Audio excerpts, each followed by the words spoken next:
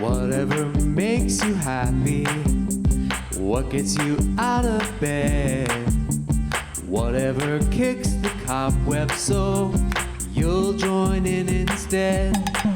Good sport! A victorious daydream. Good sport! Don't sweat glory or fame. Good sport! Ain't we all on the same team?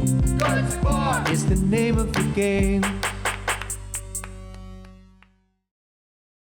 Hello and welcome to episode 2 of Good Sports. That's right, we have not been canceled. We were allowed to come back for a second episode. Super grateful to everyone for the response to episode 1. Great interview with Jerison Brandica Hamilton and Jade Hoomfan of the Canadian women's futsal team and, of course, the Saskatchewan Huskies. So if you haven't checked out episode 1 yet, head on over to the Dufferin Ave Media Network YouTube channel and peruse it at your leisure. It's well worth the time.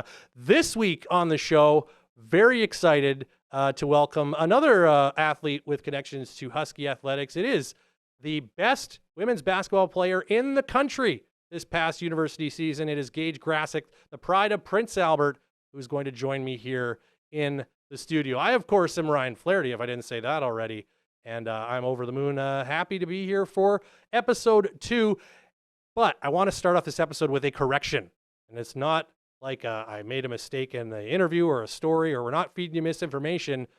It was an error of omission, and I want to correct that right now. I want to thank Sean Karpinka, good friend of the show, for writing our theme song.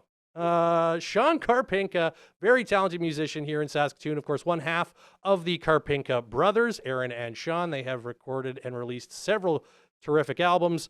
Sean is now actually making his way as a film soundtrack composer and score writer. I don't even know if that's the proper term, but he has a formal education in writing music for movies and television, that sort of thing. So if you got a project and you're looking for a soundtrack, Sean Karpinka is the guy to talk to. Thank you, Sean, for writing and performing our Good Sports theme. Really appreciate it. So by all means, head on over, look for Sean's information online, and if you got anything, you're looking for someone to write some tunes for you, that's the guy to call. So thanks, Sean. Sorry we didn't get you the shout out in episode 1, but I want to make sure that we got set the record straight on that one here in episode 2. All right. Errors and omissions are out of the way. Let's get right down to it as we take a look at what's going on this week. And let's start off with the Saskatchewan Rush.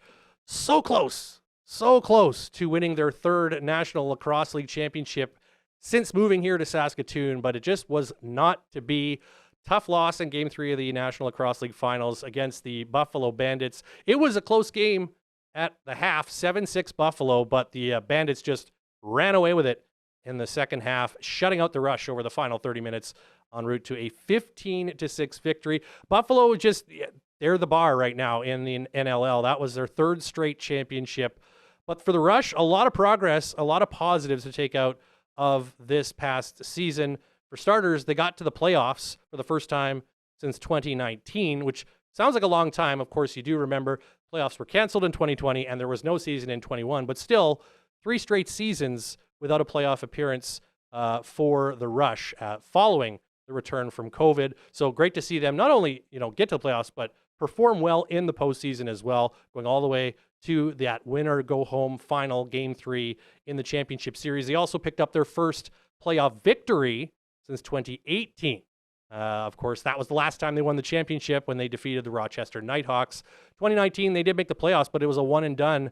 Unfortunately, right here on home turf in Saskatoon, they lost an overtime heartbreaker against the Colorado Mammoth. So it had been, in fact, 7 years since the Rush won a playoff game. They won 3 of them, in fact, or actually, correction, 4 of them this season. Of course, they knocked off Georgia in the quarterfinal. That was a 1-game playoff in the quarters. They defeated Halifax 2-0 in the best of 3 semis, and then they did take a game against Buffalo, but they needed that one more win and that 5th playoff win to hoist the trophy.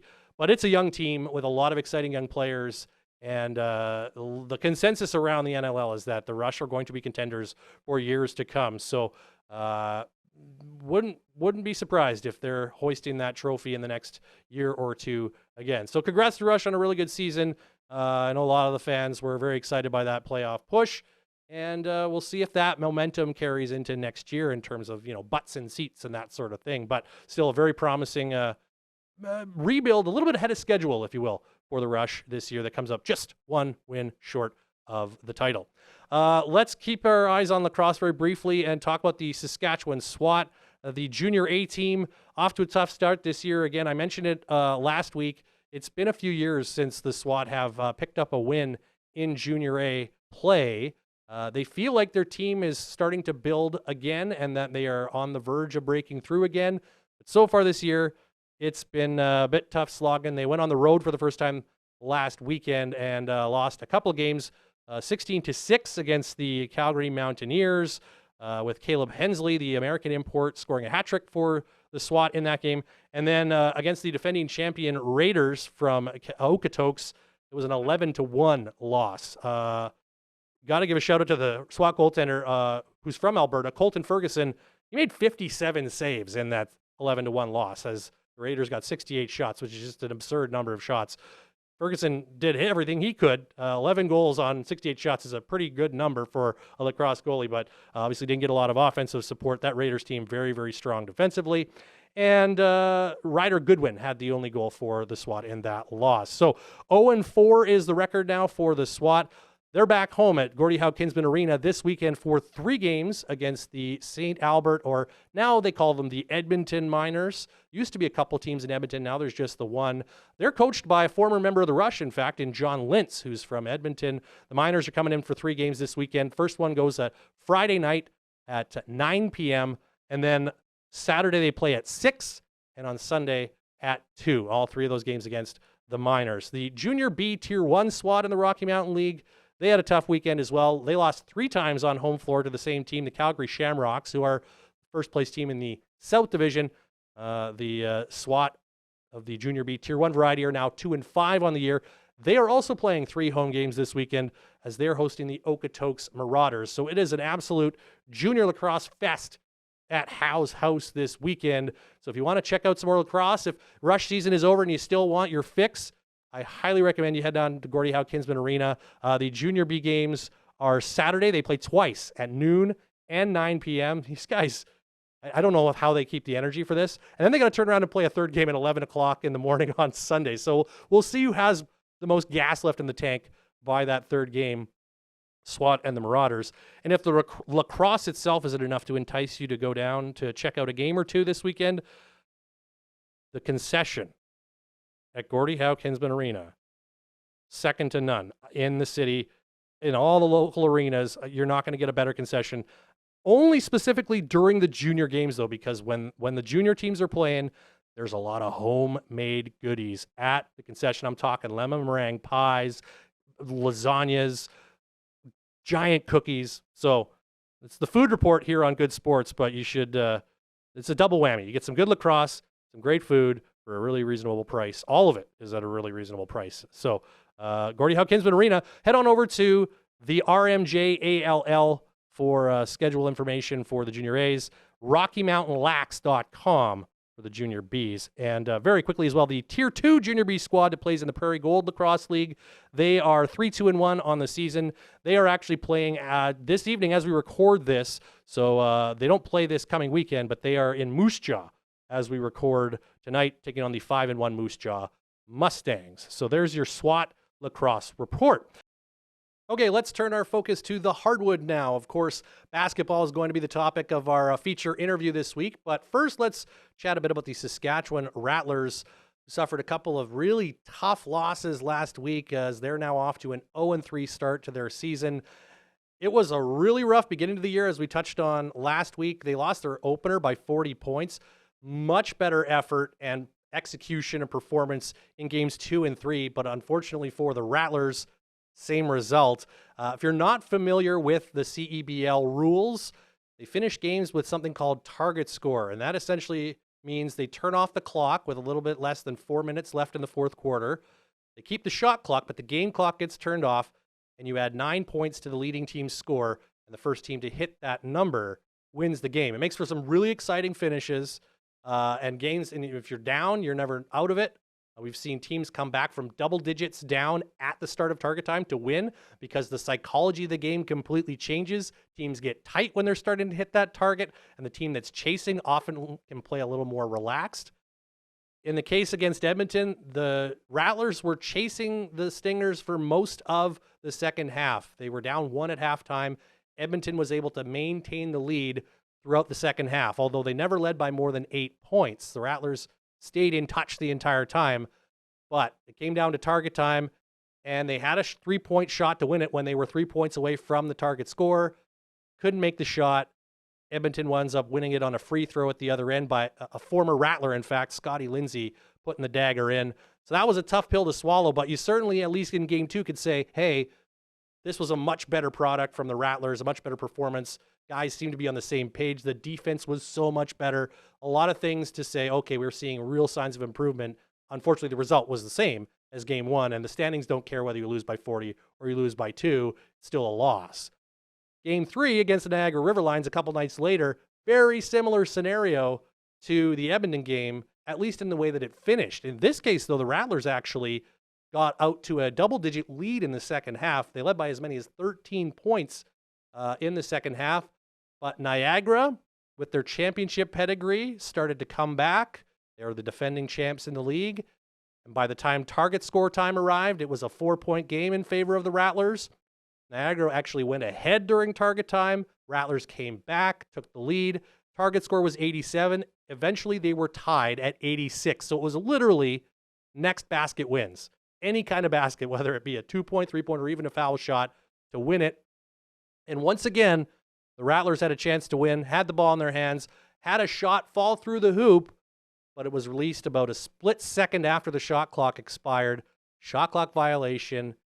Ball goes to Niagara, and the River Lions win it on a tough fadeaway jumper along the baseline. You got to give Ron Curry credit. No relation to Steph, but he looked a little bit like Steph with the shot that he made to sink the Rattlers 88-86, the final there. So a tough start overall, 0-3, but certainly some promising signs as the Rattlers come within a shot of beating both Edmonton and Niagara. Now they head on the road for their next 3 games, including 2 this coming weekend on a back-to-back, no less. We don't see a lot of back-to-backs in the CEBL, but the Rattlers are going to play one.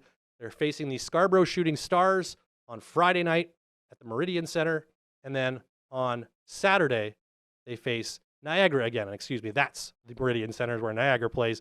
And so they'll have a rematch with Niagara just over a week after that tough defeat here in Saskatoon. So hopefully getting out, it's a little cliche. Maybe getting out on the road and bonding could be a tonic for an 0-3 team.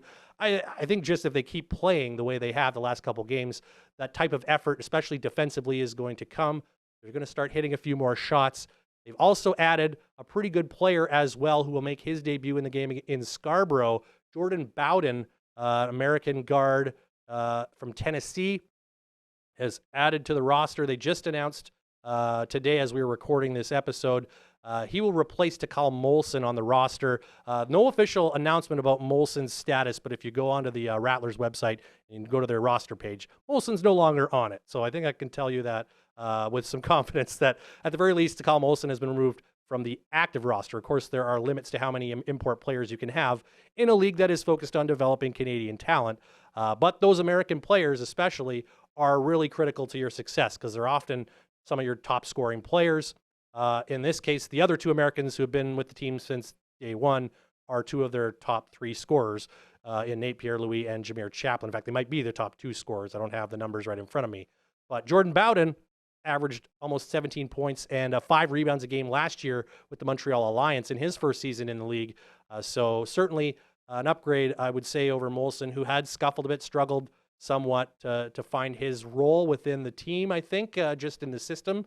And so he is no longer on the roster. Jordan Bowden is added, and that should inject some more offense into the whole team. So that's a good sign, or good news, I think, for the Rattlers. Again, Friday night in Scarborough, Saturday in Niagara. They'll then play another road game a few days later in Calgary before returning home. Their next home game is on June 8th against the Vancouver Bandits, who, as we know, handed them their lunch in the season opener by a 40-point margin. But Vancouver, they're a very good, very, very good team. They've won their first 3 games of the season by at least 30 points. So something to keep an eye on. But again, June 8th, that is the Family Day game for the Rattlers. They're hoping to set a new attendance record at that one. So for now, keep your eyes peeled on CEBL.ca. You can subscribe for free on the CEBL's streaming platform and watch all the games all season long without spending any money whatsoever. So highly encourage you to check out CEBL Plus. There's lots of bonus content too, condensed games, highlights, all that kind of stuff.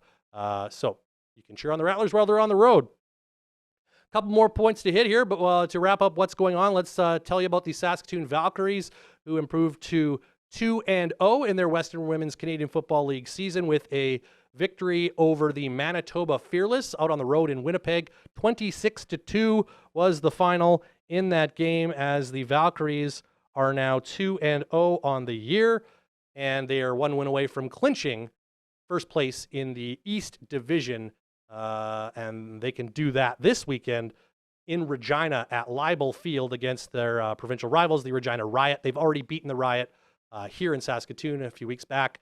17-7 was the score in that game. The Riot and Fearless have actually split their 2 head-to-head meetings, so hard to know what kind of Riot team the Valkyries are going to face on June 1st, but if you're in Regina, I would encourage you to head on down to Libel Field. I think it's a 1 o'clock kickoff for that one, if I'm not mistaken.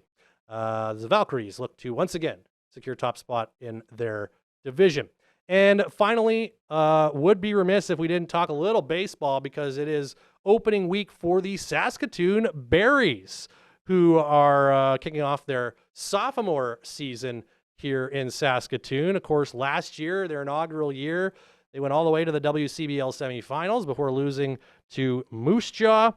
And that was after a winning year of 31-25. So certainly lots of exciting things to build on as they get set for this 2025 season, which actually begins on the road. As I just take a look down here at my notes, they're actually kicking things off on this very night, Thursday, at the Weyburn Beavers. Then they will visit Regina to take on the Red Sox, and then they will be back home for their home opener. Pardon me, that is against Regina. That is on Saturday, 4 p.m. at the Next Gen Patch at Cairns Field. I think that's the official name that they use with the corporate naming rights and all that good stuff. So 4 o'clock on June 1st on Saturday against the Regina Red Sox. Home opener for the Saskatoon Berries. May have Carter Beck of the Berries on the show next week. Not confirmed yet, but hoping to have him right here in studio for next week's show. So hopefully we'll get the pride of Carnduff, Saskatchewan out here for an interview to talk about some Berries baseball. So by all means, get on down to Cairns Field and check out the home opener. I think there's only a couple hundred tickets left last time I looked. So I want to get on that. Great experience for the whole family, very affordable as well. And great baseball too. This is summer college baseball. All these athletes coming from their college programs and playing some wood bat baseball in the summer and keeping themselves in game shape. And hey, 12 teams now in the league spread across Alberta and Saskatchewan, and it's really having a resurgence these last few years with some expansion teams, some new fresh blood, if you will, in the league has really revitalized things. And so good luck to the Berries this season. Hopefully we get Carter back here on the show soon, if not next week. That does it for what's going on. Stick around. Our guest interview is coming up right away. All right, time for our feature interview here on episode 2 of Good Sports. I'm very excited to have this guest with me here in the studio. So many awards to list. I'll just list off a couple here. U Sports Player of the Year, Nan Kopp Trophy winner as the top women's basketball player in the country. The Huskies, Mary Ethel Cartwright winner as the most outstanding female athlete, and recently named the Canada West Female Athlete of the Year. That covers all of the sports across the board, and so therefore a finalist for the National U Sports Female Athlete of the Year award, which will be announced this coming week, over the weekend, in fact. So we will know by next episode whether Gage Grassick is the U Sports Female Athlete of the Year. No pressure, Gage. Hey, welcome to Good Sports. Thank you so much for having me. That's a lot of accolades. How do you feel when you hear those things like listed off about you, like right to your face, essentially? Yeah, I really words can't even describe it. Just seeing, the list of everything. But like I've always said from the start, those are not individual awards at all. So whenever I look at those awards, it might just say, Player of the Year. But to me, those are just team awards. So, I wouldn't be anything without my team. But yeah, just kind of taking a look back at the year, it was pretty incredible. Yeah, because as you mentioned, that team did some pretty impressive things as well. I did not mention it in the intro, but of course, the Saskatchewan Huskies winning their third national women's basketball championship in March, hoisting that bronze baby. I was very lucky to actually be there and get to call the games for Husky fans. So that was super fun. And of course, it's extra fun when the home team, or in case our home team, goes all the way. It's been a little while now, Gage. So at what point did, I guess, maybe the high of that championship eventually wear off, or has it worn off yet? I don't think it's worn off. Good. That's good. Yeah. You know what? We have such a supportive community here in Saskatoon. And so I would say, I ran into someone the other day and they brought it up and said, congratulations, haven't seen you since you won. So I think just having that that supportive community where, you kind of always are reminded, it's such a great feeling to be like, yeah, we did win a national championship. You did, and dominated in that final as well. Carleton, no three-peat for them. That was such an impressive performance team-wide. Of course, you had your highest output ever in your career in that game. You mentioned the congrats that you still. I'm curious to know when something like this, when you accomplish something of that magnitude, were there any sort of noteworthy congratulatory messages that maybe you got from places maybe you didn't expect, or people you maybe never met before? Is there anything like that kind of stood out in the aftermath? Yeah. Honestly, I would say winning a national championship puts you on the map. And not that our team wasn't on the map, because they won 2 national championships before. But it was kind of funny, the week after I got back from nationals, I was walking to school, kind of no care in the world, living on that cloud 9, and someone stopped me and they were like, "Oh, are you Gage?" And I was like, yeah, whatever. So it was really cool to see even university students just recognizing you kind of out of the blue, and not to the magnitude that, pro athletes are recognized, but it was kind of just cool to see oh man, people really do watch us. And because, when you're playing and you hear how many people view the games, or how many people come to our home games especially. So I think it was cool. But yeah, lots of people. And that's what I said before, the community of Saskatoon especially was just so supportive. So just to see so many businesses reaching out and sending their congratulations, either on social media or in person. So yeah, I think that was just so cool. But yeah, it's just, again, such a weird feeling being man, we won a national championship. I would imagine you don't have to pay for a meal in Prince Albert at least anymore. Maybe the PA love must be especially gratifying, because obviously you're from Prince Albert area. What's it been like back home? Oh my goodness, absolutely amazing. I was able to attend a great event. It's called Sports on Central in Prince Albert. So they block off all of Central and just host this huge event where there was hockey, basketball, football, soccer, all of these events. And I was fortunate enough to speak at it. But then again, you see young athletes coming up to you at that event and, wanting your signature and wanting to take pictures with you. So it was so cool to see, because at one time, I was that young athlete, running up to Dallas Emerson and being like, "Oh my gosh, can you please take a picture with me?" So now to have that roles reversed and athletes coming up and asking for my signature and taking pictures with me, it's holy man, sports makes such a difference in people's lives. And I think once you get to that, standard of being people's role model, until you're in it, you don't realize how much of an impact it has, because when you're a kid, you just want to do every single thing, like I said, Dallas or Erica Gable did. I wanted to do exactly what they did. So now to be able to do that and see the impact it has on young girls and young athletes it's so exciting. Two great former Huskies as well from Prince Albert. I love that you mentioned Dallas because I was doing some prep work and I had like a nagging question in my mind. So I want to ask you this before, maybe you know this already, but do you know the link, besides being from PA, but what link that you and Dallas Emerson share as Huskies? Someone There's probably more than one, but this is one in particular that I'm thinking of right now.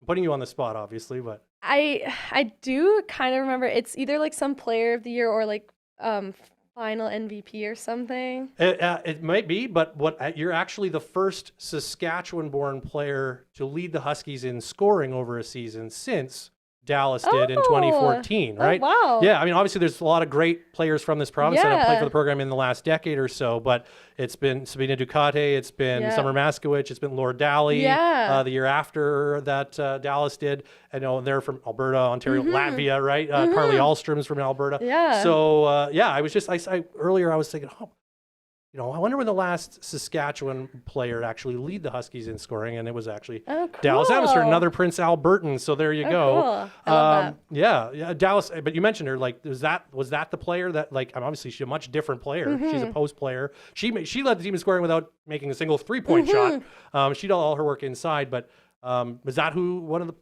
you talk about role models? Was that one of the first sort of Husky players that you kind of looked up to? Yeah, absolutely.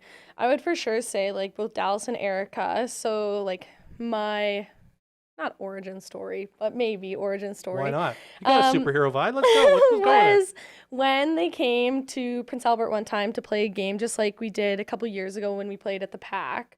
Like just watching them both play at Huskies and just seeing like how successful they were like as a team.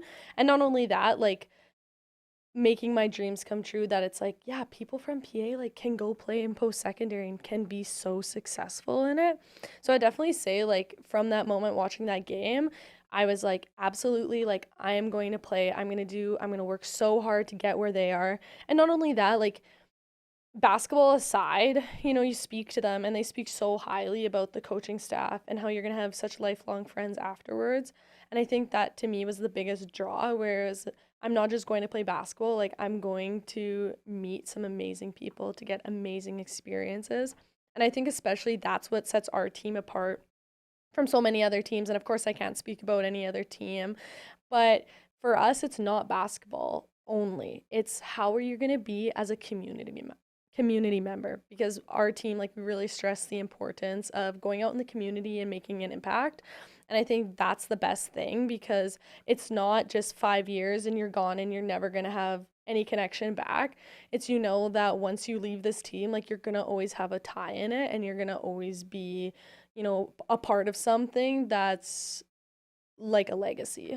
I think it was very evident in Vancouver. I was able to attend a couple of the alumni socials that went on during the final 8 week there and there. And it's not even just the recent graduates like a Summer Maskowicz or someone, but you see players like former Huskiettes, like you're going way back to the 70s, 60s and 70s in some cases. My former high school guidance counselor, Sherilyn Dixon, who back in the day was a Huskiette, right? Yeah. I see her at the alumni. So you're absolutely right. You can see the evidence. I mean, at your games, it's there for sure as well. But they also travel. They support you. They travel around. I want to stick with the PA part and the origin story, if you will, for a bit, because I know we've talked about this a little bit before in other interviews, and you've spoken about it in interviews with other outlets as well. But chasing your brother, essentially, like competing. So I want paint me a picture of the farm and basketball on the farm and sort of where things kind of started for you. So think of like a basketball hoop, like in the middle of a yard, essentially. And me and my brother played hours and hours and hours. But at the start, like I've What's mentioned, his name? Ben. Ben. Let's make sure we get Ben. Ben. He loved basketball. Like he lived and breathed basketball. Like every birthday, every Christmas, all he was I want Stephen Curry jersey. I want new basketball shorts. I want a new basketball. Like all of this stuff. And at the time, I was like, get me away from basketball. Like, I don't want to play it. I don't like it. I was huge into volleyball. I would have played volleyball like 10 times more than I would have ever touched a basketball. But that was just like who I was at the time, what I liked, what my friends were into. So I loved volleyball. Yep. And then, as we started growing up a little bit, like, of course, I'm not the tallest player by any means. So I would say like volleyball was a little bit of a disadvantage for me, but I still loved it. So, and like I've mentioned before, like my parents are two angels sent from heaven because whatever kind of we wanted as kids, like they let us have. So we wanted a basketball hoop, they made a basketball hoop. I wanted a full court volleyball in the middle of my yard, and my dad was like, okay, I guess so. And he built these 2 posts from like our metal scrap pile, put them up. We got a full-size volleyball court, and then like we would cut the lawn to like out. Yes. And so like that was just the best thing ever, and I will always be like so impressed with my parents because like whatever sports related things, you know, that we wanted, we were allowed to do. So we'd get home after school and Ben would be like, okay, like we can go play volleyball and then we have to play basketball afterwards. So I'm like, okay, sure, like whatever. So we would play volleyball for like hours. Like we would be peppering at the time, like, or whatever it's called when you rally back and forth at the time. We would like pepper for hours and hours and hours just so we could have like 10 minutes of me playing basketball with him. So it was a very bad trade-off at the time. You made some sacrifices. So, yeah. He made huge sacrifices, but he was like an absolutely incredible player. And to this day, like just his IQ of like on the basketball court, I will always be in awe with because like he's a little bit taller with me. So again, like really undersized, especially in men's basketball. But just like his IQ and his passing was something that I always admired, and I hated playing against him for it because he would always just like go between legs, beat me. And at the time we were probably like 15, 16, probably younger at the time.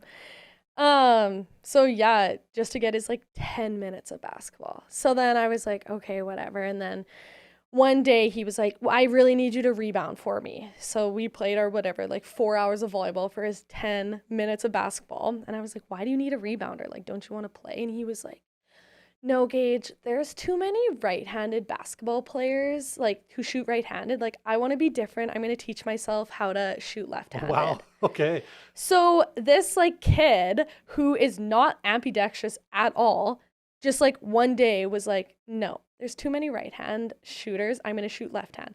So he taught himself how to shoot with his left hand.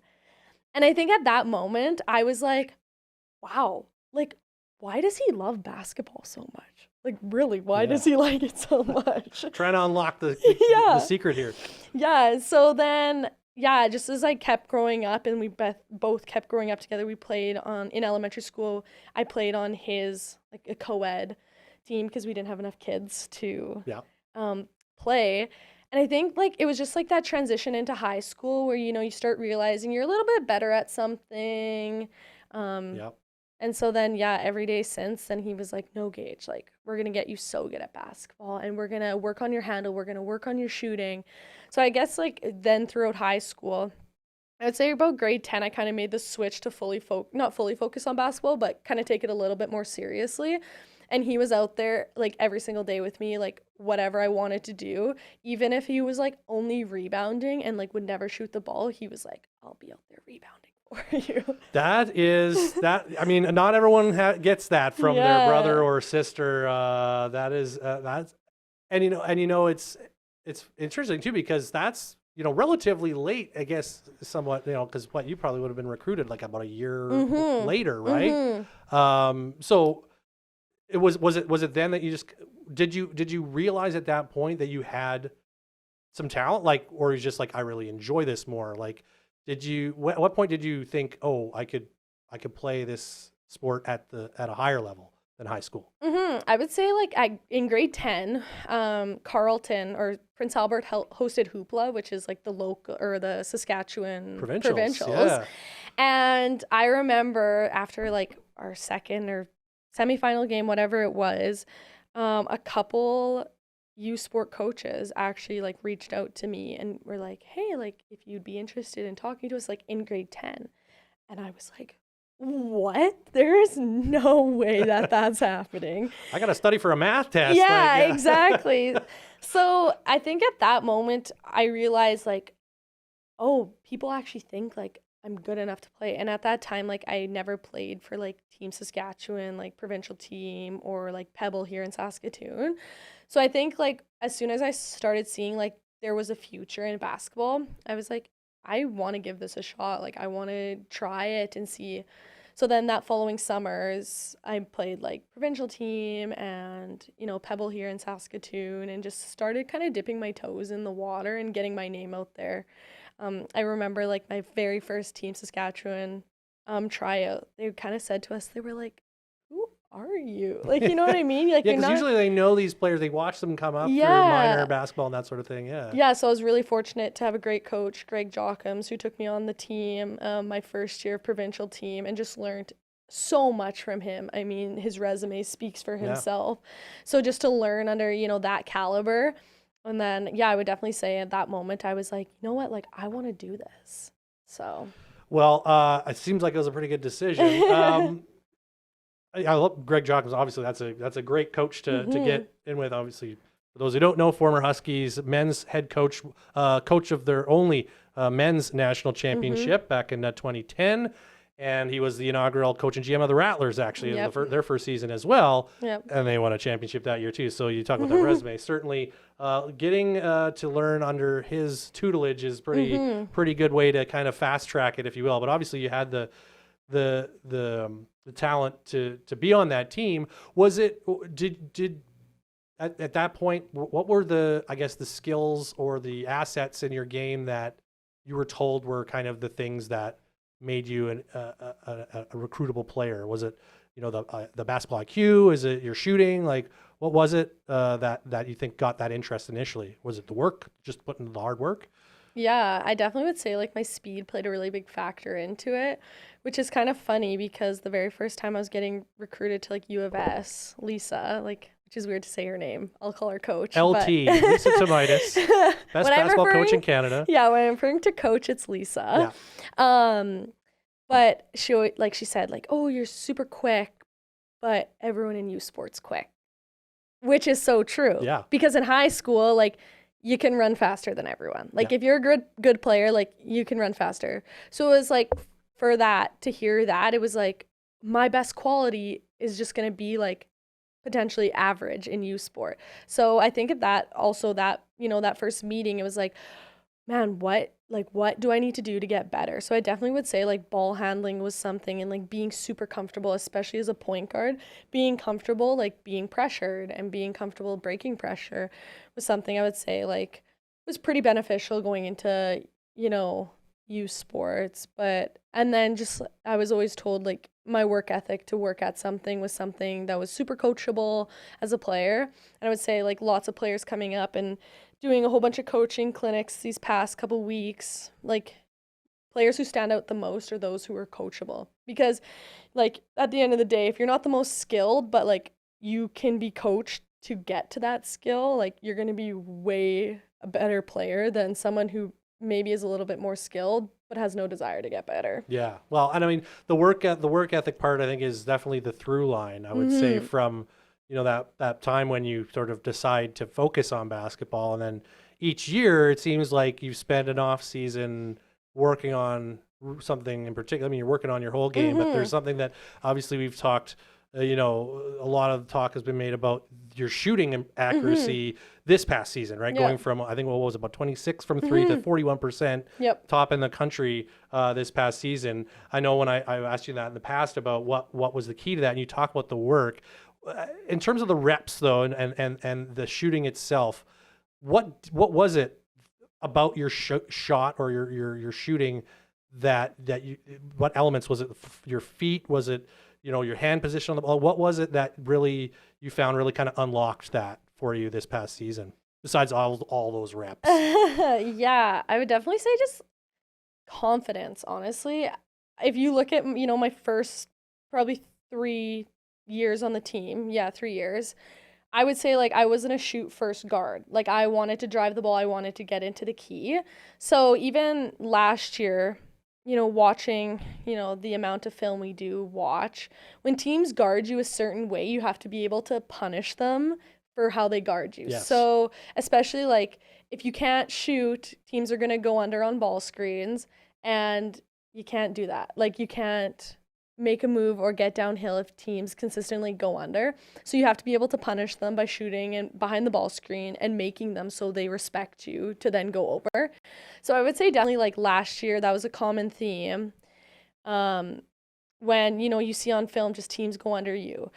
So this off season, it was like purely working on like stopping and shooting behind a ball screen or being able to do that, so teams will respect you, so they have to close out, so then, you know, I can go back to driving how I want to. So I would say like it was just a lot of film of just seeing how other teams guarded me that whole year, and then when you get into the gym, like replicating every single one of those reps enough so you're like confident enough to shoot that in a game. So of course this means going into next year, like they're gonna start defending you. You probably already saw a shift as the season went on, I'd imagine, as they started getting tape from this past season and seeing, oh, she's knocking these down now. We got to make an adjustment. But that's all the game within the game, right? They're adjusting, you're adjusting to those adjustments, and it's reading the game situation and whatever the system the defense is playing, because I mean, we're talking about your shooting, but obviously you also led the country in assists this season. So you can have an impact on the game, and that's what the best point guards do, right? Is you can affect the game in so many different ways depending on what you're being shown. Yeah. Maybe you only score 12 or 15, but you've got 8 or 10 assists and you're rebounding and you're just other things like that. So I'm like, you're going into year 5 now. I'm like, what are you kind of expecting to see? Like, what are you in the lab, I guess, working on this summer, without giving too many secrets away? Say, that's I don't want to get anything too much, but like, you know, like, can it be anything general that you know, like, are you, maybe we'll put it this way, are you at the tweaks point now, or like, because your game is pretty refined, all those aspects, is it now just like fine tuning sort of things? Yeah, I would definitely say just lots of like you said, fine tuning.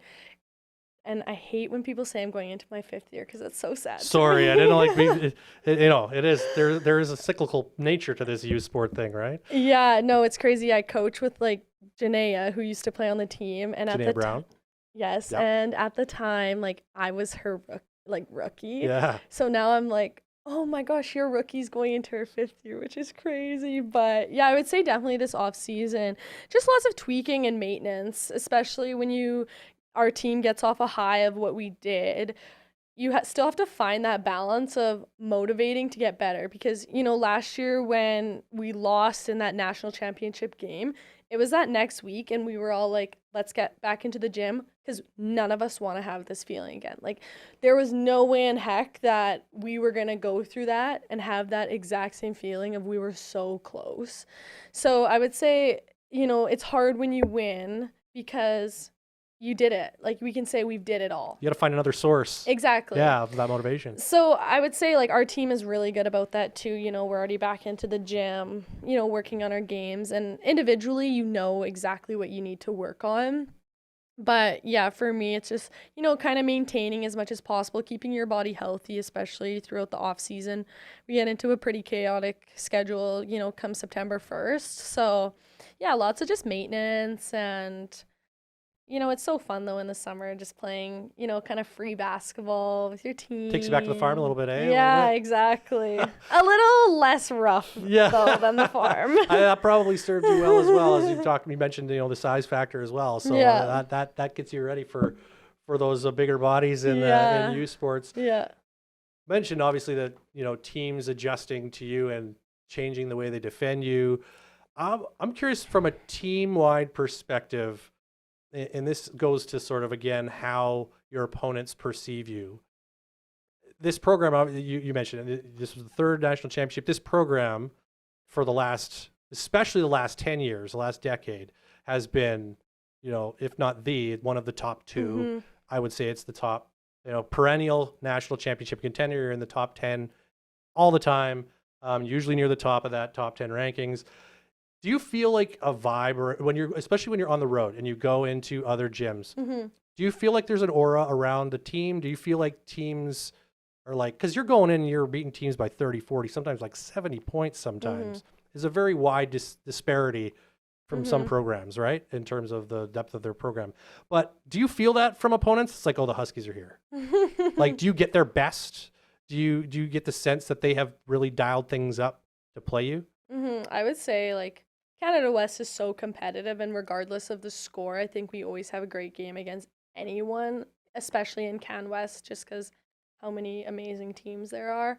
But I would definitely say like we always get teams' bests, and I think that's what's so exciting is going into every weekend that it's not going to be easy because especially in sports, like upsets are the biggest thing. So yeah, we definitely get teams' best because even if you are the 11th, 12th team in the division, taking off a number 1 seed or a number 2 seed is like earth shattering.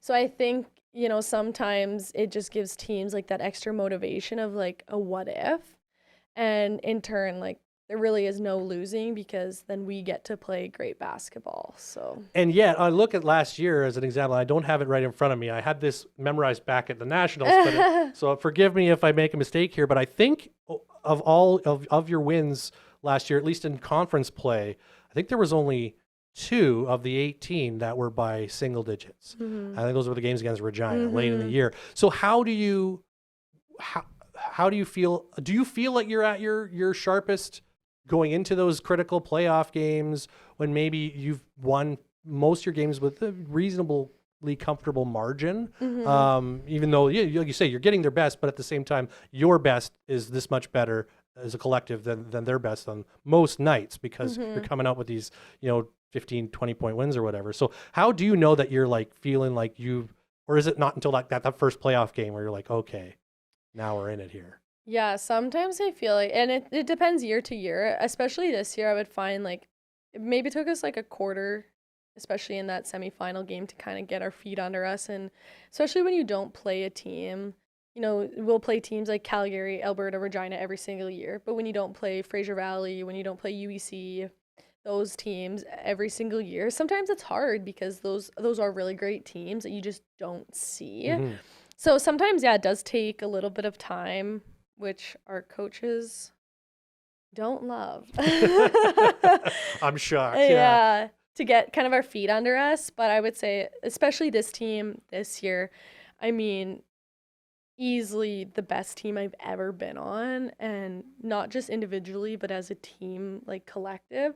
So yeah, for sure, sometimes it does take a little bit, but I would say once we kind of get our feet under us, we're at the top of our game, and we were fortunate this year that we did play kind of our best basketball towards the end of the year and kind of ramped it up each game.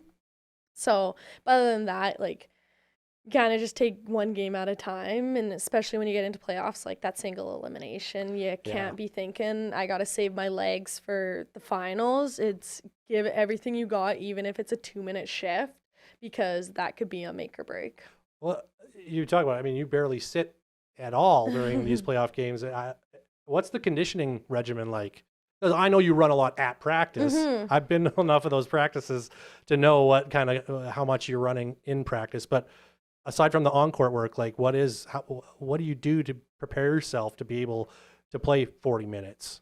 Yeah, for sure. Like all credit goes to our strength and conditioning coach, Jason Weber. He is absolutely phenomenal, and he gets us in tip-top shape. When people always talk about like our conditioning or how strong we are or how like built we look, like that goes 100% to him. And just an absolute amazing character who gets us in that tip-top shape. And sometimes we laugh. In the summer times, we always have like these conditioning practices or after our scrimmages, and in the moment you hate them. Like the last thing you want to do after a 45-minute scrimmage is run more.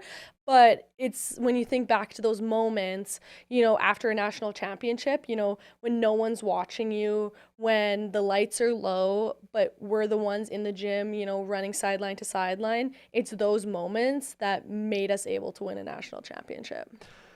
What do you do with the pieces of net? This is a complete pivot here, but like you've cut down a few nets now. Do you have like, are they in a box? Are they framed? Like, I always find it to be one of the stranger mementos that comes out of a championship, but it's such a big part of not just Canadian, but also American college basketball as well. Yeah. There's all the photo op is always the net. scissors and the net piece, net cord. So what have you done with those? It's different for everyone. For me personally, like I tie it to my medal. Okay. And then last year we got our medals framed and put in a box, like a shadow box. Yeah. So yeah, I know some people tie it to like the championship hats, but for me, like I always tie it on the medal as just kind of like a little memento, and then or memento. Yeah. And but then the full net stays in our locker room. Okay, So, there you go.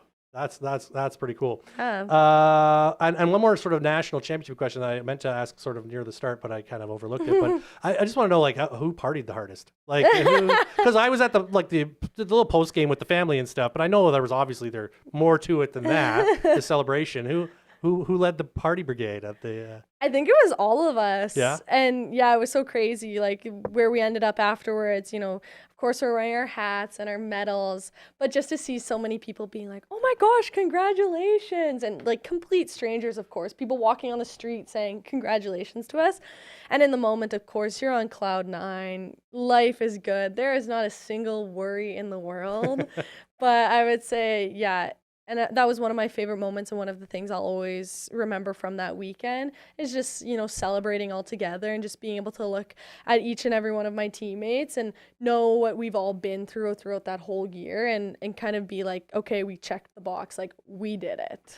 Vancouver's not a bad place to be when you win a national championship. You got a few choices to take the celebration. It's funny you mentioned that people just like stop you on the street or whatever, because when they had the post-game family and friends reception. It was at an Earl's in near the hotel that we were staying at, and I arrived a little late because I was doing my post-game stories and all that stuff, and then I actually had my brother and his wife come down to meet me, and so we were sitting at the bar away from the group, like we were just before I came over, and they were doing I don't know, it was speeches or whatever you guys were doing over there, but there was every couple of minutes there was a cheer would go up and boop, boop, boop. And so all the people in the bar were like, what's going on over there? So then I got to be like, oh, this is what happened, and I was giving them all like the background, the history and the stuff, and they're like, whoa, really, that's really cool. It's a shame, you hope that I would have liked to see more signage and banners and stuff around downtown Vancouver to like let people know that was going on, but obviously a big city, not everyone's going to know what's happening. But it's cool to hear that you had people just randos like just seeing the bling and giving you the love you deserve, so that's really cool. Exactly. I wanted to ask you before we kind of wrap up about just some thoughts about it's apples and oranges. Obviously NCAA, Canadian youth sports, the landscapes are entirely different. We know that the money that's involved, that's tied into American college athletics, especially football and basketball in particular. And now since the NIL, rulings is a whole different thing. But do you see, because we've seen this explosion in interest and coverage of women's basketball, both between the college game and obviously in the WNBA, do you think that is there a trickle down to the Canadian side of the border on that? Like, do you get a sense that there's more people that are engaged? Pardon the pun. Yeah, I would for sure say so. And just women's sports especially has just exploded in the past 5 years.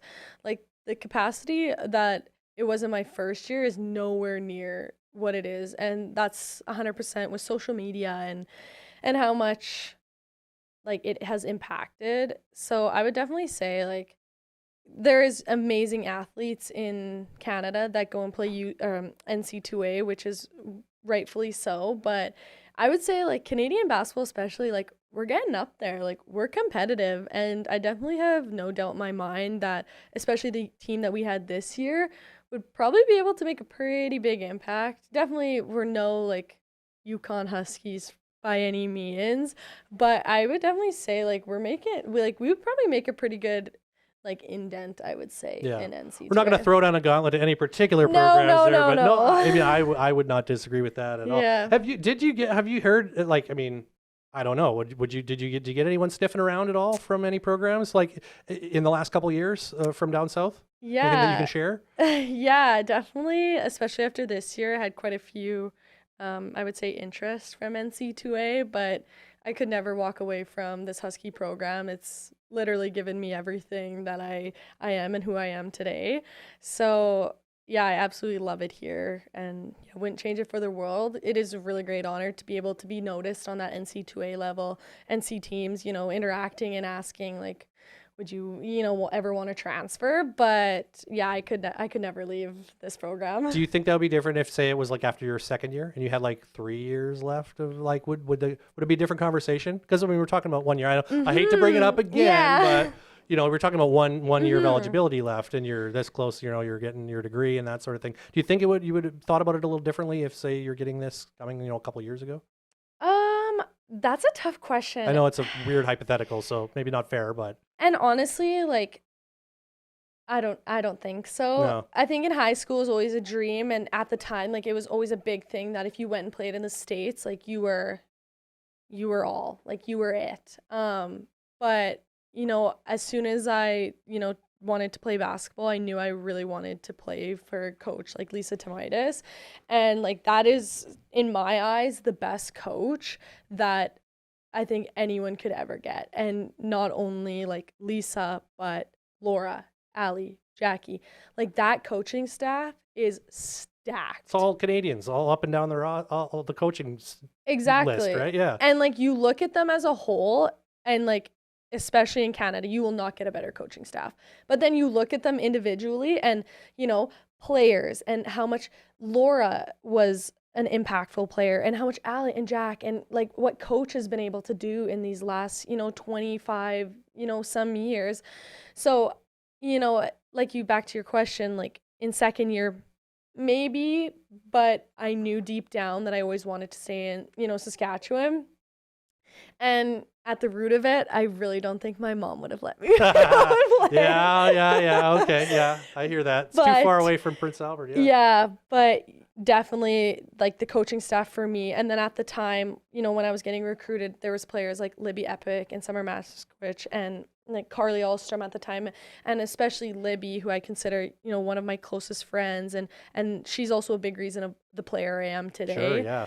Because of, Talk about a hard worker and exactly. at point guard position too. Yeah. Yeah, and in her 5th year, I was the first year, and she took me under her wing and kind of was like, be a sponge, learn as much as you can. And that whole year at the time, like she for sure was the best point guard in Canada, so just being able to learn from her and everything was so huge. So, you topple everything, the coaching staff, the players, the facilities, the people.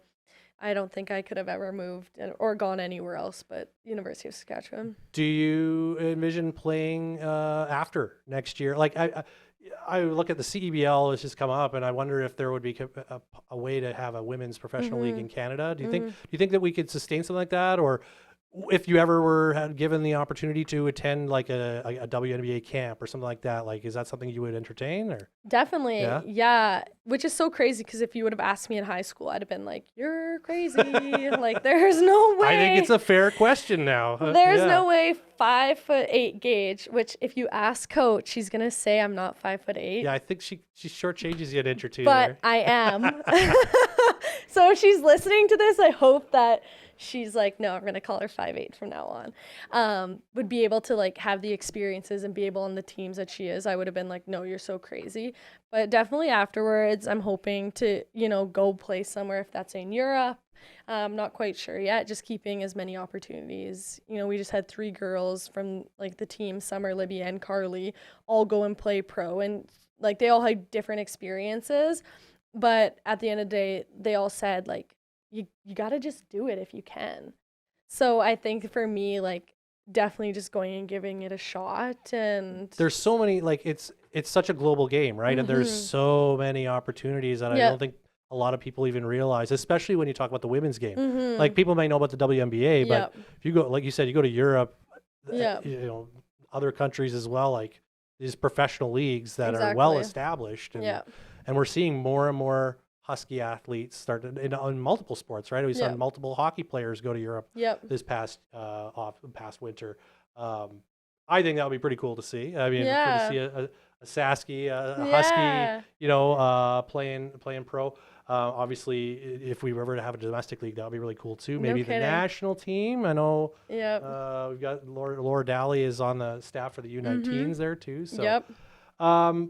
what is the rest of your summer like? I guess now you talked about practicing and workouts and stuff, but you're also still a student. You're getting that piece of paper soon too, Yep. right? So that's again a very different life than playing in the NC2A, right? Whereas Yeah. all this NIL money, all you have to do is play basketball, right? Exactly. So what's this last summer as a student gonna like for you? Yeah, so I'm in a placement right now for pharmacy. So I got placed in absolutely incredible pharmacy. My preceptor, I can only speak amazing things about him. So I'm only day 3 in and I absolutely love it. So yeah, just going through that right now. And like you said, it's kind of a different life. And it's sometimes, especially this year, being in a new program in pharmacy, it was interesting balancing being a basketball player and being a pharmacy student, because when I was in kin, it was, they kind of mesh together. Sure, like yeah. they're kind of the same thing, right? But now I live like 2 completely different lives where, during the day I'm a pharmacy student and at night I'm a basketball player, or in the morning I'm a basketball player. So I think that was pretty cool to be able to kind of differentiate between both of them. But yeah, just working, got 3 more years left of pharmacy after this, this placement. So that'll be exciting. But, I was saying to some of my pharmacy colleagues, I've never been a basketball player alone, and I've never been a student alone. I've always been a student and a basketball player. So after this year, I'll still have 2 more years of pharmacy. So I'm kind of like, well, I'm only going to be a student. Like, what do you mean I'm going to have time to study? I'm going to be driving by like schoolyards at night, and there's just going to be this one person shooting. It's going to be me. Yeah. Down on the courts down in Riversdale or wherever it might be. Yeah, it's definitely going to be me. So yeah, just balancing that. And then, this summer I have some pretty cool opportunities to go and play some 3-on-3 basketball. So I'm so excited for that. Very cool.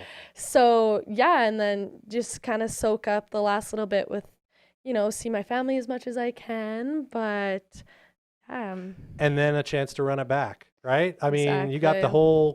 pretty much the entire team, maybe with one exception, Yep. coming back next year. So I guess I want to end on this is just how much confidence does that give you going into this coming season, knowing what you just accomplished with essentially the same group, and now you're going to have the added experience of knowing how to win the thing. Yeah. Yeah, like I've said before, like this team this year was so incredible, and I'm biased, so of course this is going to be 100% my own opinion, but you look at our team and I don't know how you would scout for us. Like playing us for a weekend, like I really don't know how you would have scouted for us, because 1 through 12 you had to plan for, because it didn't matter if you shut down me, Logan, Maya, Courtney, Taya, all these players would have picked up the slack. If you were guarding Ella or Courtney a different way, we would pick up the slack. So I think that was what set us apart this year, especially, was we just had so many weapons on our team. So we always joke about it, but it was like really like, again, my own biased 100%, but like it really was cool to see like, man, you really gotta scout for everyone on our team. Well, you obviously, got the biggest spotlight at nationals, and why wouldn't you? You bring your best in those biggest games. I haven't really talked about that here, but the other, there were so many great individual performances throughout that championship. But I think about going into this season, and obviously injuries are always the X factor. Ella Murphy-Weeb, someone who didn't really play the first half last year. If someone like her plays all year. How much does that compensate for the one loss you might have in terms of personnel? And certainly don't want to put pressure on her to do that, but she had kind of a coming out party a little bit at nationals as well. So I think there's a lot of excitement. Is there pressure too, though, now that you're the defending champs? I definitely think like there's always like, I would say, a target on like our backs, because of just how successful the team's been for the past 10, 15 years. So definitely like a target on our backs, but I think we use that as motivation and drive to just consistently, say like, again, teams are going to give you your best. Teams are going to throw whatever at you to try stop you. So using that, I would say, as motivation. Last year we had the loss to motivate us. I would say this year, knowing that teams are going to want to take down the defending national champions, because that's what we wanted to do to Carleton, right? We wanted that exact drive to go at Carleton this year. And so now I think just like roles reverse, switching that mindset and knowing like we can never be complacent. We can't take a Tuesday practice off because Alberta is grinding in the gym that day because they want to beat us, or Calgary or Regina. So I would say just, switching that mentality now to knowing, for sure we can have a little bit of a chip on our shoulder because we won, but never using that as an excuse. Well, I can tell you, like, I started covering this program in 2015, the beginning of the season in which they won the first national championship. So good timing for me. No kidding. Just to be on the sidelines, as I've said before, getting a chance to soak up some of that excellence from the sidelines is very cool. But for my money, whatever that's worth, and you can all decide how much this is worth, but I would say, at least in that time, that does encompass all 3 national championship teams. I would agree. I would say that the 24-25 edition, top to bottom, best Husky team potentially of all time, because I mean, I don't think you can put a non-national championship team into that discussion. So for me, it comes down to 3 teams, and I think what you just touched on is the fact that every single player on that roster can potentially be an impact player, is what I think takes that team over the top. But we'll be very excited to see if you can top it this coming season. Gage, it's always great to talk to you. Yes. I really appreciate you coming on here and getting a little bit more into it. I mean, our chats are usually like 5, 6, 8 minutes or so. Exactly. Great to really expand the conversation. And I wish you nothing but success as you continue on, both on the court and of course off in your work life as well. Yeah, thank you so much for having me. All right, don't go anywhere. We've still got our good sport of the week to wrap things up, so stick around. All right, well, before we go, of course, it is time for our good sport of the week. And let's stay with women's sports this week as we tip our cap, proverbially speaking, to Emily Clark. Of course, you likely know her mostly as a member of the Canadian women's hockey team for many years now, from right here in Saskatoon. But she also plays professionally with the Ottawa Charge, the PWHL, who just came just a bit short in their quest for the Walter Cup this past week. They ended up losing the best-of-5 final championship series to the Minnesota Frost, who repeat as Walter Cup champions, have won they're the only team to win in now the first 2 years of the league's existence. But Emily Clark was one of the main reasons why Ottawa was even within a victory or two, I guess, of winning that championship, as she led the Charge in playoff scoring with 3 goals and 2 assists over the 8 playoff games. And she became the first player in PWHL history to score a playoff game-winning goal in consecutive games. She had the winning goal in Ottawa's semifinal clincher against Montreal, a team that features Captain Clutch, Marie-Philippe Poulin, among others. Clark scored the winner in that game, and then she scored the overtime winner in Game 1 of the Walter Cup final against Minnesota. All 4 games in that series ended up being decided in overtime, and all went by the final score of 2-1, but it was Minnesota who ended up winning that series 3-1. But Emily Clark still acquitting herself very well. She was also named one of the PWHL's 3 stars of the week for the final week of the season, thanks to her efforts and nearly leading Ottawa to its first Walter Cup title. So Emily Clark is our good sport of the week. Want to give an honorable mention as well to Saskatoon Hilltops defensive lineman John Stevens. He's one of a couple Hilltops who got to attend Saskatchewan Rough Rider training camp as part of the territorial junior program. That is something that goes on every year. But not only did he attend camp, but he actually got into the Riders' first preseason game, the Field Goal Festival that they lost to Winnipeg last weekend. Late in the game, he got put onto the field by head coach Corey Mace.